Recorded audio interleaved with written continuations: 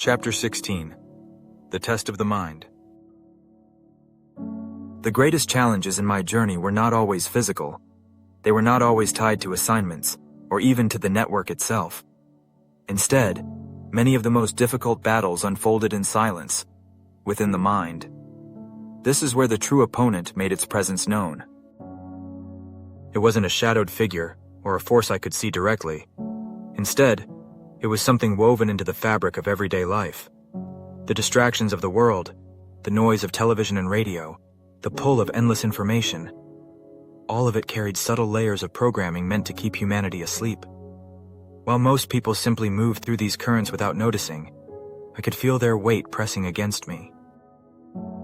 By this point, I was married and steadily building a career on the surface, striving to create stability in my human life. Yet beneath that ordinary rhythm, another reality pulsed constantly. No matter how normal things looked from the outside, there was always a reminder of the greater mission. I often felt caught between two worlds, one of domestic responsibilities and professional duties, and another where unseen battles shaped the very consciousness of humanity. One of the hardest tests came through subtle influences, media, culture, and the unspoken norms of society. The opponent's tactics weren't usually direct. They appeared in suggestion, in repetition, in the way certain ideas were normalized and others ridiculed. The aim wasn't to defeat me outright, but to erode clarity, to bury truth under noise.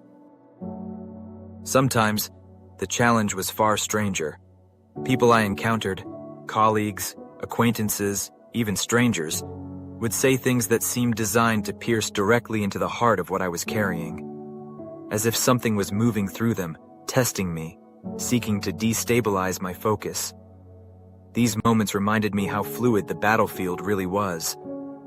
The opponent could appear anywhere, in any form, through anyone. Each encounter sharpened my awareness.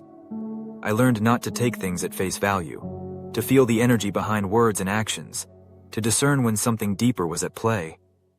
These were not just lessons for my mission, but training for the inner mastery that was essential if I was to endure what lay ahead.